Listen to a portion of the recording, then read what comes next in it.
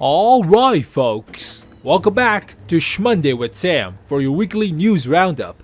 It's January 30th and I'm totally burnt out of the game.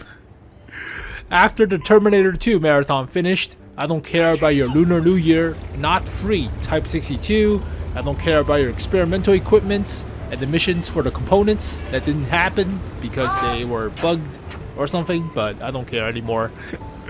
I thought we could kill 3 birds with 1 stone for the marathon, for the Type 62, and also the experimental equipments. Nope, it's just a marathon. Oof. But thinking back on it, it's actually better than this time last year, cause we were doing rank mode for season 2 of the 114 SP2, and that was horrific.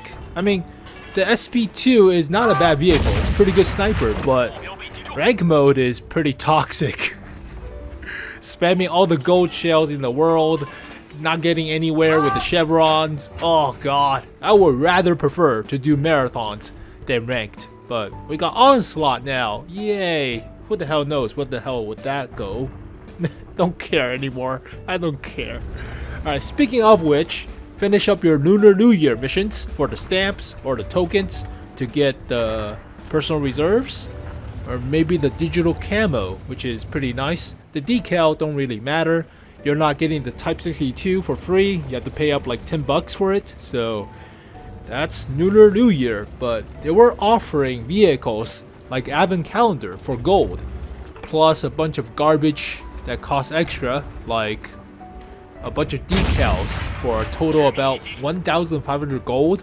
More than the actual vehicle. So kinda not worthwhile, but I mean, the best on offer was likely the Object 252U, and currently it's an E25, but it's not available for gold. You have to pay up straight for actual money, which is $29 for the E25. It's not for gold. I mean, if it was for gold, it's not half bad, but nope. It's not a thing. Alright, moving on. Trade-in is back. It's still a scam. And there you go. You get 1 sentence for it. I mean, theoretically, you could trade in your black vehicles, like the black IS-6, multiple times after you buy it from the pawn shop for a vehicle like the ELC EVN 90, which is not a bad vehicle, as well as the STRV S1. Possibly the Luva. Luva is still pretty good for a old vehicle, I guess, but yeah, it's still a scam. Trade-in is still a scam. Alright, Watt Weekly, the weekly North America servers news roundup, got changed after the merge to the EU server. They got Watt Monthly now, showing off what happening in February. And the most important thing I noticed is 1.20 common test will be coming out soon, so that's a big deal for me. But there's going to be like 4 new tanks or 5 new tanks, one of which, but they're modifying a few, especially the MBT-B got nerfed again, which is we'll see. It should be the same stats now as the Chieftain hybrid, but I mean, it was too good. It was a 9.5 out of 10. Come on, they nerfed it like 2 times already. But they also mentioned the upcoming on-track vehicles for the T100 light tank and the T110 E5, which is power crap to hell, practically.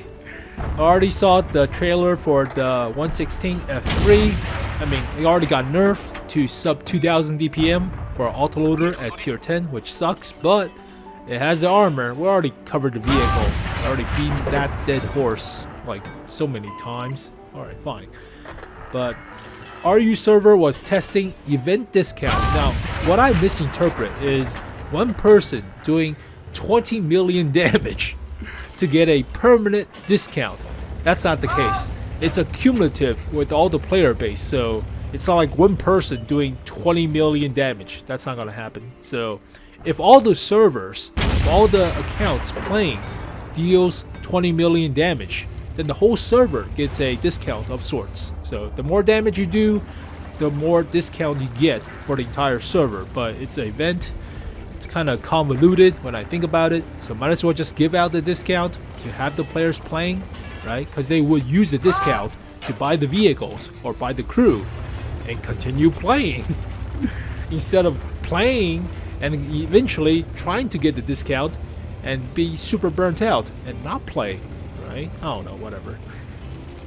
Steel Hunter is back starting today for 2 weeks. There's no progress bar, so it's kind of different compared to previously when I saw it. It's mission based now for some reason, so you get 55 stamps or Steel Hunter tokens per day, and in order to get the final reward of the crew training manual and all the crew retraining skill thing, you have to play for 7 days instead of just one sitting and finish it all. Nope, you have to play for 7 days to get all the rewards. I'm not doing that, especially considering the rewards suck. What a stupid way to change the progress bar for the missions. Why? It's such a dumb idea. Ugh. So I'm not playing that. I mean, I could take a look for like a video or something, but no. Yeah, gross. Why? It's so dumb.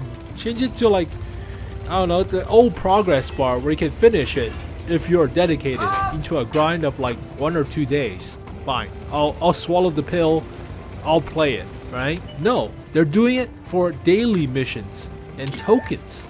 You only get 55, you need 360, which means 7 days of playing the mode.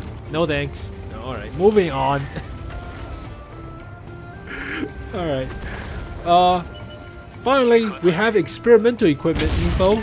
So today there's an article about we're fixing the stuff. So we are now, quote, we are now working on modifying the stats and the resource costs of the experimental equipments. We will share more information in a separate article in the coming days before we resume the giveaway, end quote. That's on the North America server. I presume it's also on the EU and Asian server. But on the Russian server, here's the fun part. On the Russian server, it says, we fixed the technical issues. The giveaway will resume on February 8th until March 31st. You get 100 extra components or 300 extra components for the weight. So technically a little bit better, but the missions got changed from 200 components to 300 components after you deal 2,500 damage. So a little bit better, but you can only finish it 4 times compared to the original 7. I guess the Russian server fixed the problem. Okay. Well, there you go, folks. That's all the mostly news. Oh, forgot to mention, there was a golden E25 skin.